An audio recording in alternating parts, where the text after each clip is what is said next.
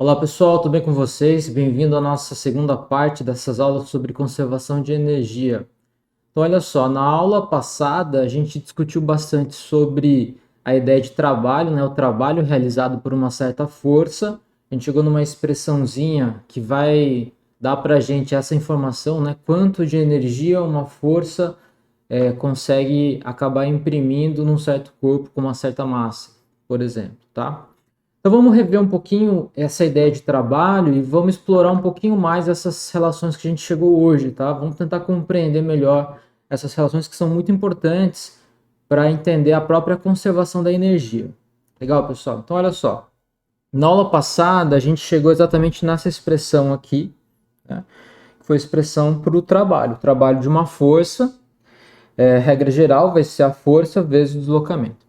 Lembra que se eu tenho várias forças que estão agindo sobre um corpo, eu tenho no final das contas o quê? Uma resultante que age sobre esse corpo, certo? Então o trabalho final vai ser ou o trabalho somado de cada uma dessas forças, e eu posso ter trabalho positivo e trabalho negativo, né? Então tem que somar essas coisas todas, ou de maneira equivalente eu tenho o trabalho resultante, o trabalho da resultante, que vai dar a mesma informação, né?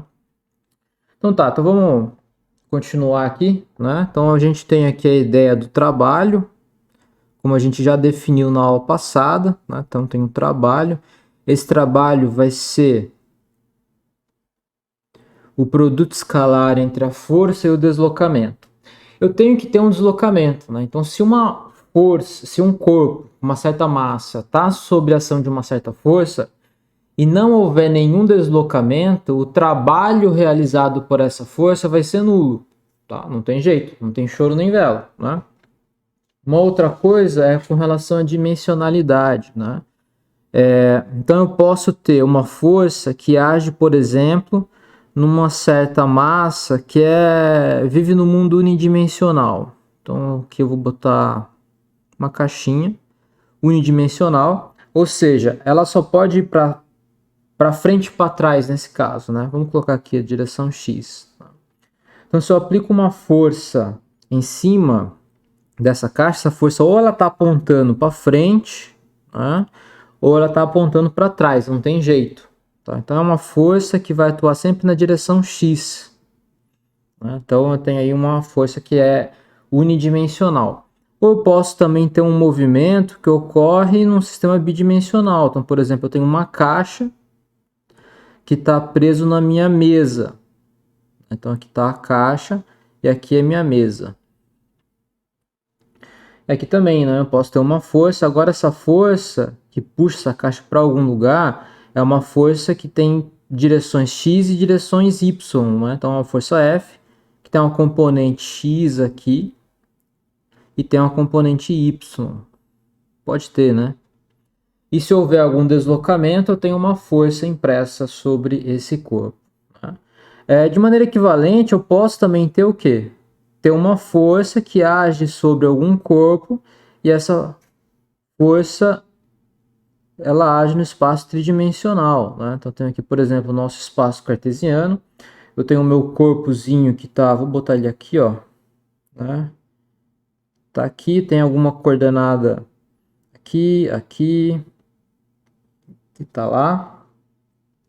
Eu tenho uma força agindo sobre esse corpo. Essa força também é uma força que agora tem componentes tanto na direção x, como na direção y, como na direção z. Vou botar para cá. Tá? Então, uma força tridimensional. Então, o trabalho, no final das contas, ele vai ser me dado por essa relação que a gente chegou na aula passada. Trabalho é o produto escalar entre a força. Essa força ela tem componentes x na direção y, mais componente y na direção j, mais componente z na direção k. Produto escalar com o deslocamento. Lembra que o deslocamento também, né, ele pode ser unidimensional, pode ser bidimensional ou pode ser tridimensional. Então, de forma geral, ele vai ter um certo deslocamento na direção x. Eu vou chamar aqui de dzinho x na direção y, né? mais um certo deslocamento na direção Y, vou chamar de Dzinho Y na direção J, mais um Dzinho Z na direção K. Então, se você fizer aqui produto escalar, você vai ver que o trabalho, então, realizado por alguma força aí, vai ser o produto entre a força que ela aponta na direção, vezes o deslocamento naquela direção, mais a força que aponta naquela direção, vezes o deslocamento naquela direção, mais uma força naquela direção, vezes o deslocamento naquela direção, né? Lembra que trabalho tem unidade de Joule, que vale quanto? Vale Newton vezes metro, que também é quilograma, metro por segundo ao quadrado, né?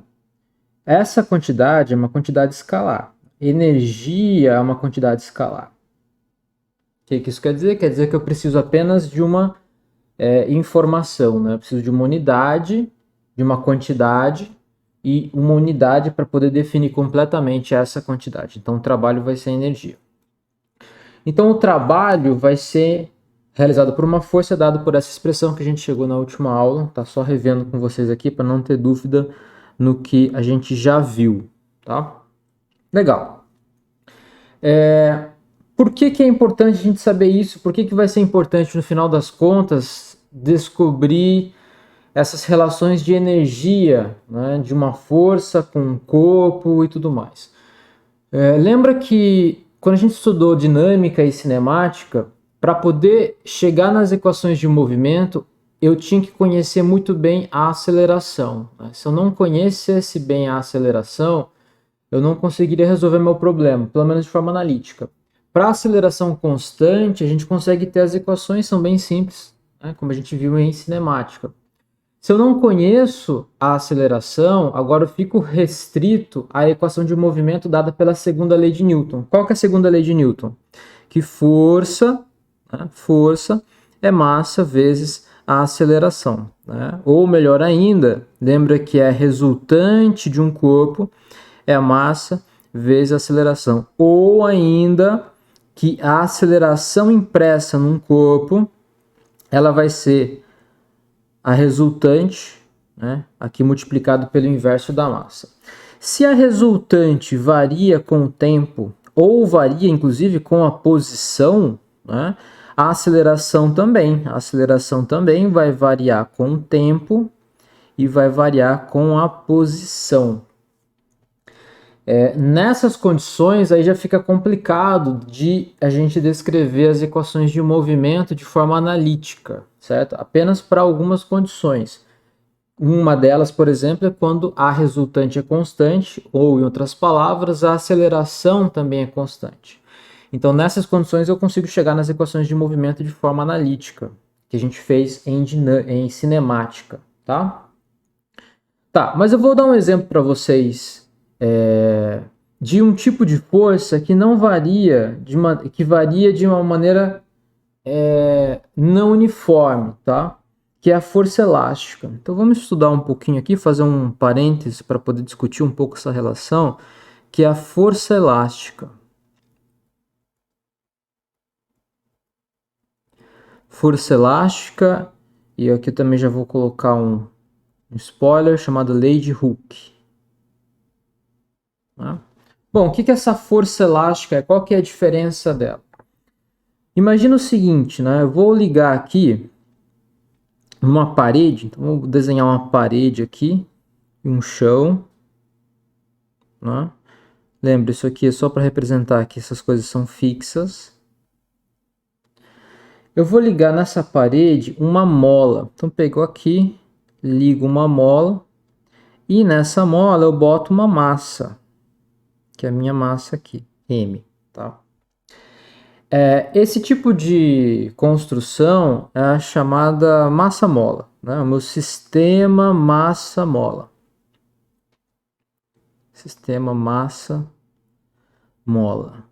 Em cima desse exemplo bem simples, né, onde eu tenho um chão, uma parede, uma mola e tenho a massa, eu consigo estudar várias coisas muito interessantes aí, tá? Uma delas é a chamada lei de Hooke. Deixa eu tentar explicar o que isso significa, tá? Imagina que eu tenho aqui a mola e a massa tudo em equilíbrio. Então, tudo em equilíbrio, vou chamar essa direção aqui de direção X, e aqui vai ser o zero. Tá? Se está em equilíbrio, está tudo parado, está em equilíbrio estático. Então, a mola não se move. E quando eu falo mola ideal, a mola não tem massa. Né? Então, a mola ideal, a massa da mola é nula. Tá? A única massa para mim que é interessante é a massa do bloco. Agora olha só, se eu pegar esse bloco e empurrar ele um pouquinho para a direita ou um pouquinho para a esquerda, daí eu vou tirar esse sistema do equilíbrio. O que uma mola faz? Se eu aperto a mola vai tentar se expandir, certo? Se eu expando a mola vai tentar o quê? Se contrair. Então essa mola, ela sempre aplica uma força contrária também à tendência do deslocamento. Né? Então, se eu aumento o tamanho da mola, a mola tende a diminuir de tamanho. Se eu diminuo o tamanho da mola, a mola tende a aumentar de tamanho. Tá? Então, a força, a gente pode estudar a força que essa mola faz em cima de uma massa, né? Se eu tento comprimir a mola ou não comprimir a mola, ou estender a mola, essa força, ela se comporta dessa maneira, ó. Vou chamar essa direção aqui de direção X, então aqui vai ser o meu I chapéu. Então a força, vou até fazer de uma outra cor aqui. A força, tá? Que eu vou chamar de força da mola, FM, ela é uma força que aponta para a direção contrária ao deslocamento fora do equilíbrio. Então, por exemplo, vamos dizer que eu pego aqui essa mola, essa massa, eu puxo ela. Então, se eu puxar ela, essa mola ela vai se estender, né? E aqui está a nova posição da massa. E essa distância aqui tem uma quantidade que é x, não sei quanto vale, mas é x, né? Então essa mola ou essa massa, ela se deslocou daqui para cá, né? Quanto que vale esse deslocamento? Olha, ele vale x na direção y. Vale x na direção y. Certo? Foi o deslocamento. No caso da mola, experimentalmente, o que acontece é que quanto maior esse deslocamento, quanto mais você puxa a mola, maior é a força que a mola aplica. Para onde está apontando essa força da mola? Olha, a força da mola, ela está apontando... Vou fazer em branco aqui. Está apontando para cá, né? Porque a mola está puxando essa massa. Então, essa aqui é a força da mola. Né? Note que a força da mola ela está apontando na direção contrária ao deslocamento. O que isso quer dizer? Isso quer dizer que se eu for escrever então deslocamento aqui, né, a força da mola está apontando na direção menos I e não na direção I, está apontando na direção contrária. Certo? O que a gente sabe? A gente sabe que a intensidade dessa força na mola é dada pela chamada lei de Hooke. Tá? Por isso que eu dei o spoiler aí. Essa lei de Hooke me diz o seguinte, olha, fazendo vários experimentos e medindo a força de uma mola de acordo com o deslocamento, eu descubro o seguinte, vou fazer até um gráfico aqui, ó. Eu descubro que o módulo da força dessa mola ela é proporcional ao deslocamento. Se eu não tenho deslocamento, a força é zero. Se eu aumento o deslocamento, agora eu tenho uma certa força aqui. Se eu aumento um pouco mais o deslocamento, eu tenho uma outra força. Aumento um pouco mais o deslocamento, uma outra força. O que acontece é que essa relação aqui é uma relação que é linear. Tá vendo? Isso aqui é um gráfico de primeiro grau. É uma equação de primeiro grau, vai definir essa relação dessa força. Tá? Então essa aqui é uma relação linear. O que quer dizer? Quer dizer que o módulo da força da mola ela é diretamente proporcional, poderia até fazer assim, diretamente proporcional a esse deslocamento, que é o x, né? Que é esse deslocamento também pode ser chamado de deformação, né? Quanto a mola se deformou. Se eu comprimo a mola diminui de tamanho. Se eu aumento a mola aumenta de tamanho. Então é uma deformação da mola. Essa relação de proporcionalidade, a gente pode fazer um experimento, usando um dinamômetro, por exemplo, e medir qual é a proporção entre a força da mola e o deslocamento. Tá? Então você vai descobrir que existe uma quantidade aqui, que eu vou chamar de K. Né?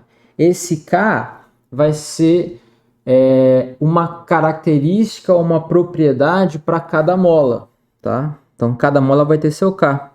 E a gente chama isso aqui de constante elástica da mola. Constante elástica da mola. K. Tá? Que vai estar em unidades aqui, ó, de, por exemplo, Newton por metro, né? Então, tantos newtons para cada metro. Você pode até escrever aqui, ó, unidade da constante elástica da mola em Newton por metro. Então, isso quer dizer que essa força, se ela for a única força que está atuando sobre um corpo, ela é a própria resultante. E essa força agora, ela não é constante. Né? Ela vai depender o quê? Vai depender da posição, vai depender de x. Aonde está o comprimento da mola? Onde está a massa, nesse caso? Né? Se a massa estiver depois do zero, essa força vai ser numa direção. Se a massa estiver antes do zero, essa força vai estar em outra direção. E vai ter uma outra quantidade, uma outra intensidade, porque vai estar apontando para direções diferentes, né? E tem deslocamentos ou a variação do tamanho da mola de tamanhos diferentes. Tá? Então quer dizer que essa força dessa mola ela é variável. Então a força aqui, a força da mola sobre o corpo, ela é variável. E ela depende do quê?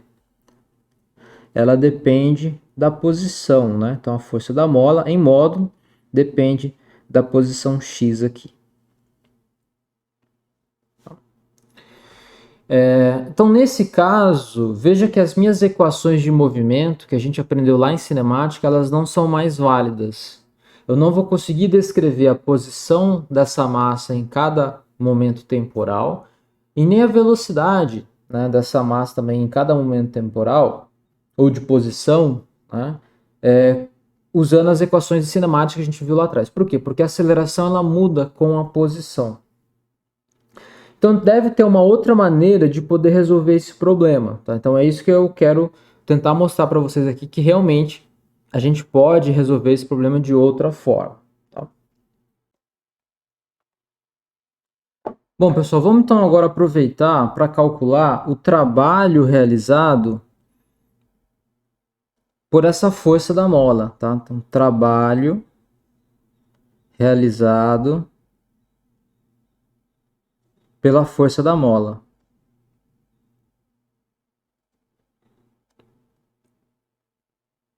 Né?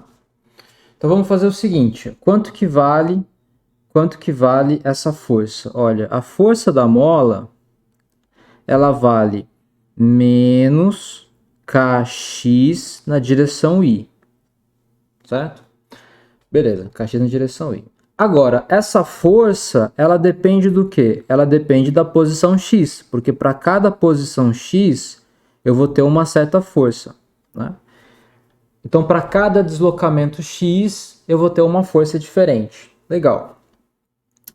Agora, a minha massa, olha o que ela está fazendo aqui.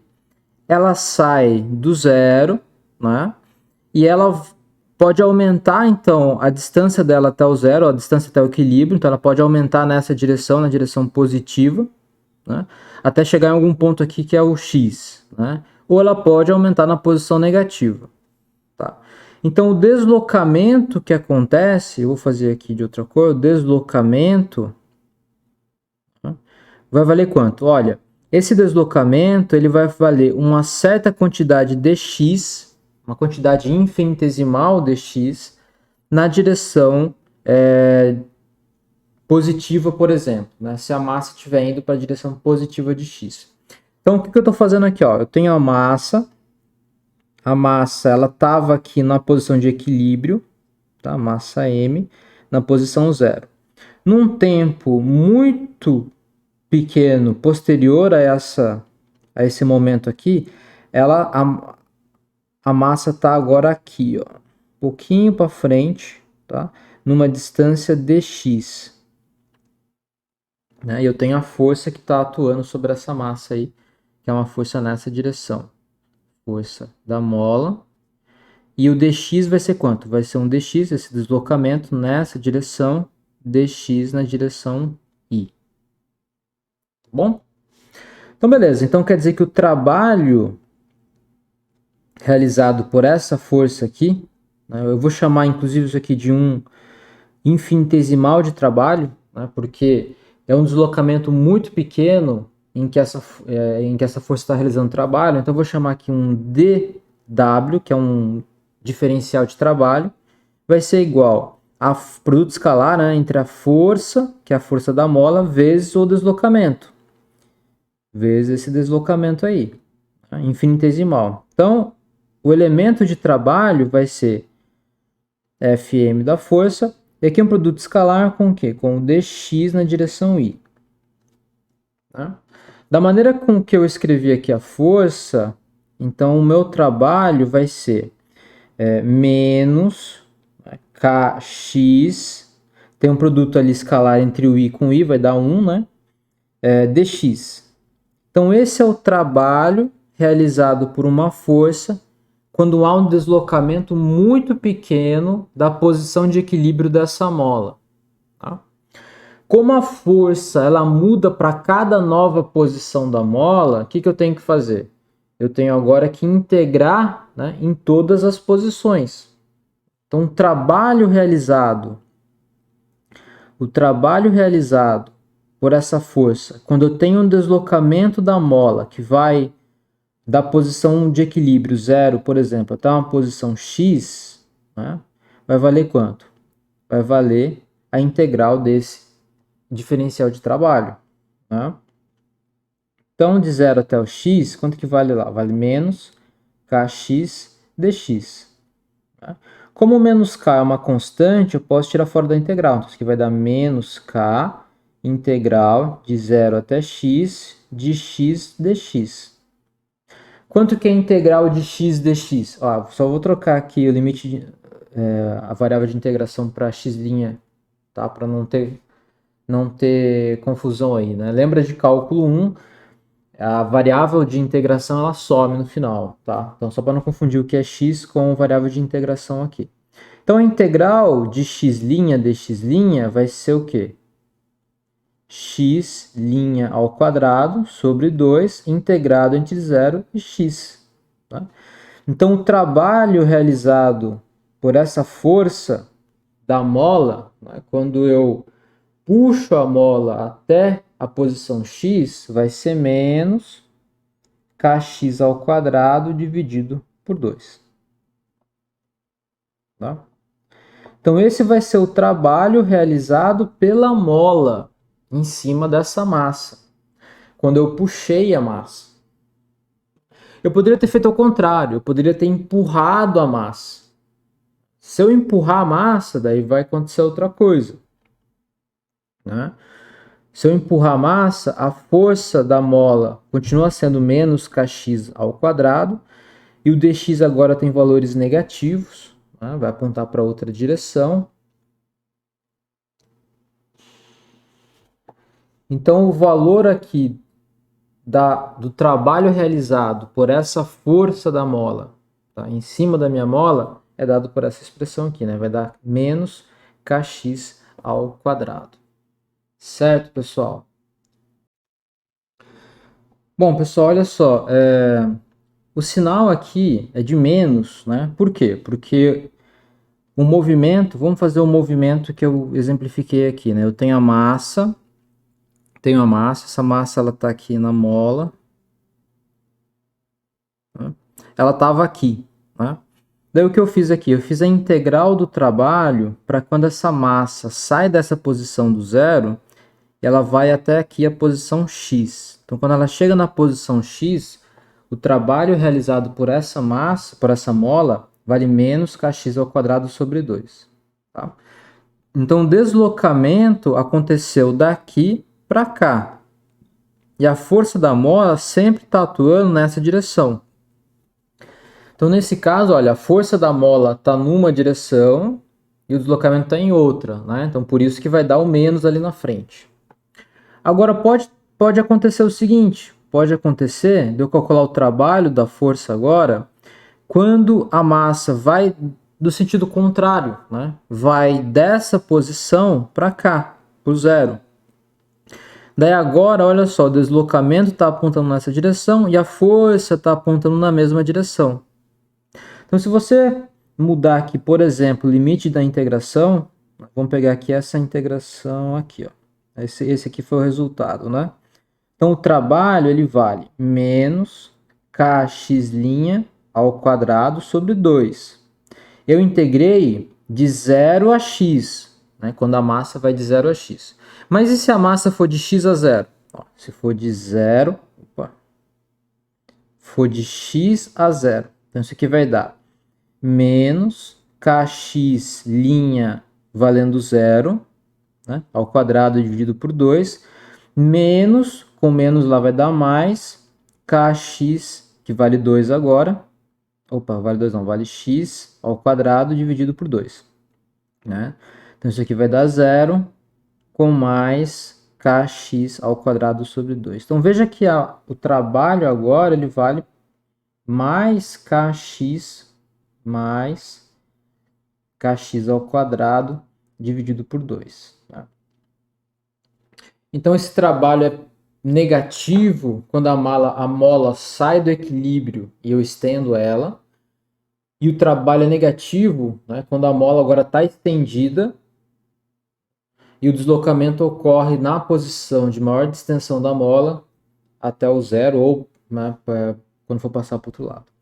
Então, no final das contas, o que eu tenho que tomar cuidado aqui? Eu tenho que tomar cuidado com os meus limites de integração, né? De onde eu estou integrando. Então, você vai anotar no livro que ele dá essa expressão, não é? O trabalho, então, realizado por uma mola vai ser mais ou menos kx ao quadrado dividido por 2, né? Mas eu tenho que tomar cuidado para lembrar do que significa essa relação. Certo, pessoal, uma última coisa que eu quero mostrar para vocês, e essa deve ser uma das partes mais importantes aqui para a gente, é a chamada relação trabalho. Deixa eu pegar isso aqui. Colocar um pouco para cima. Tá? Aqui. Isso. Que é a relação trabalho-energia cinética.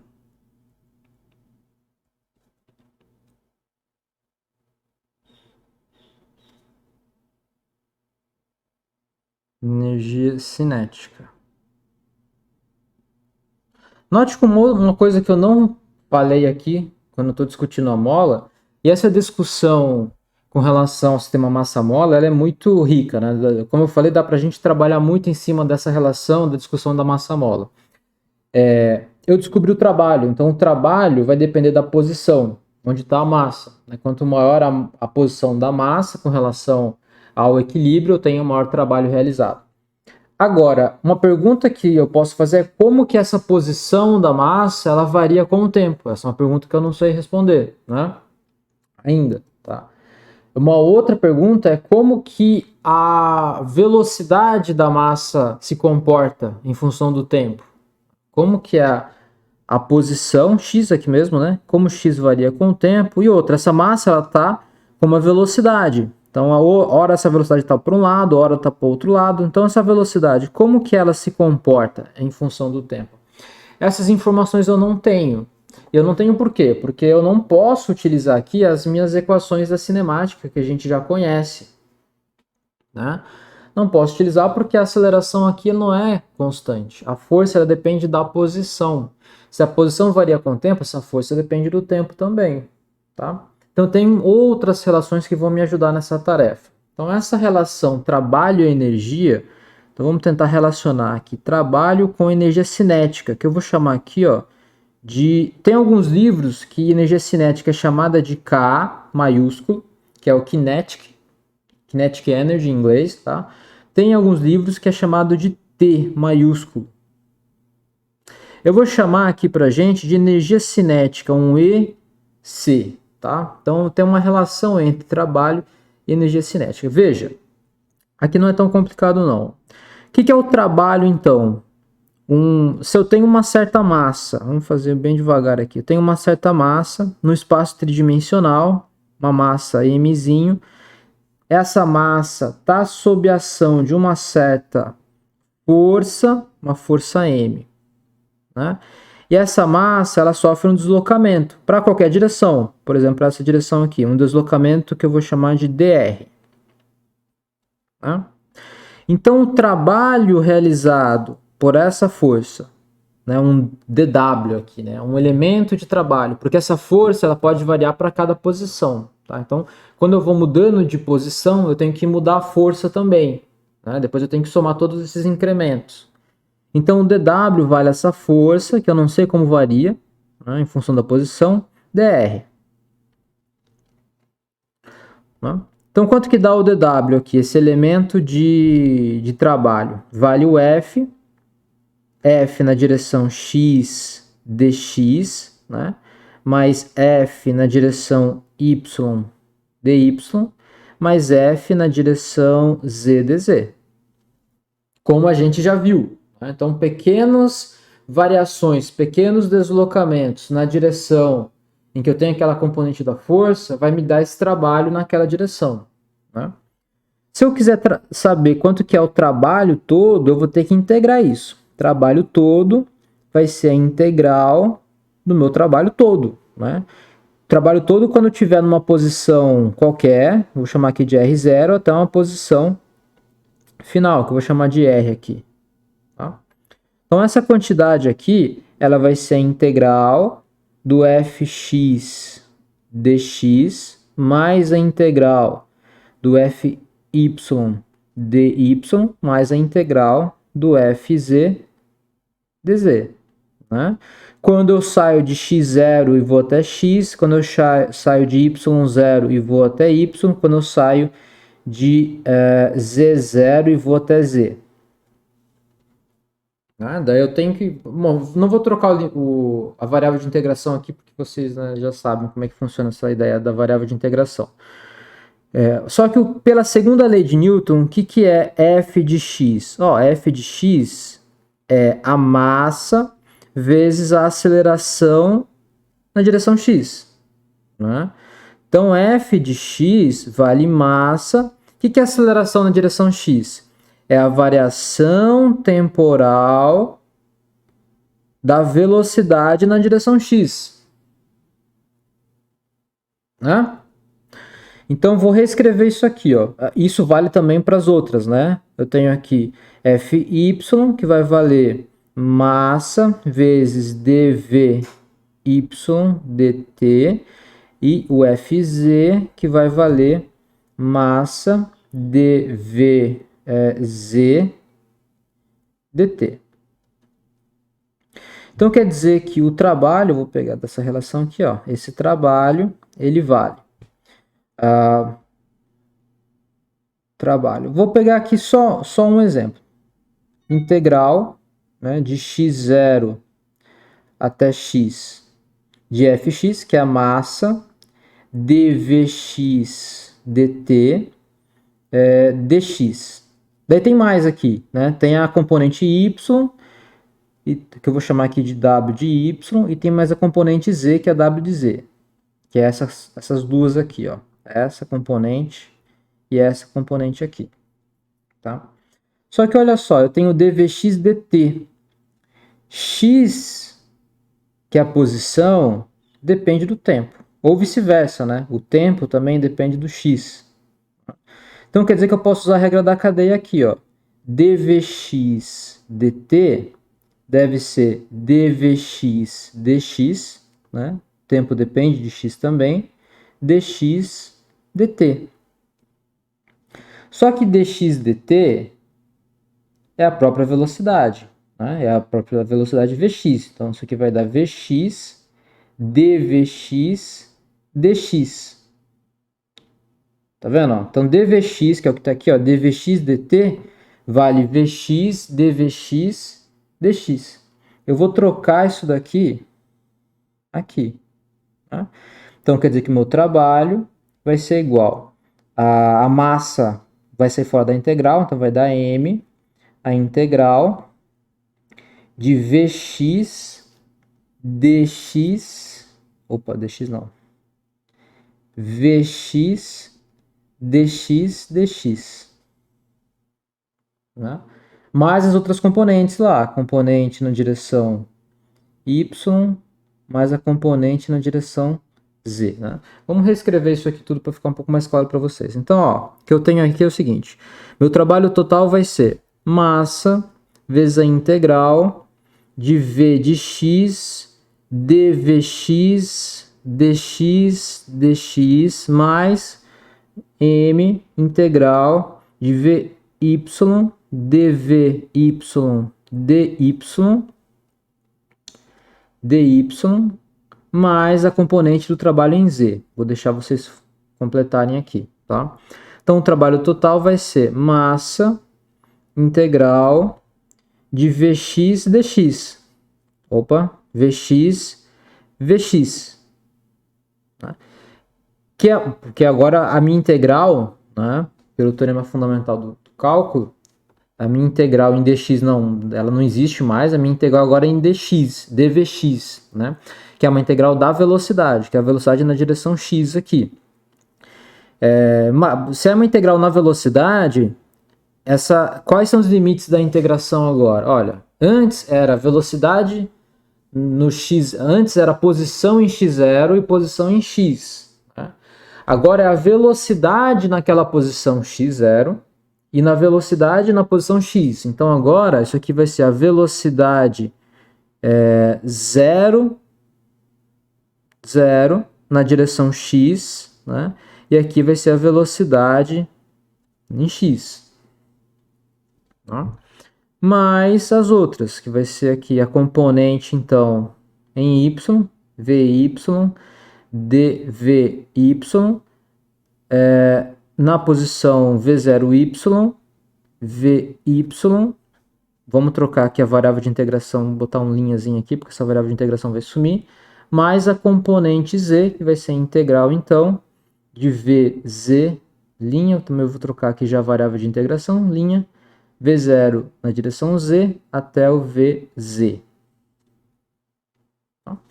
Então eu resolvo aí essa integral é uma integral, né, uma integral fácil, é uma integral em x dx, que vai dar x ao quadrado sobre 2, né?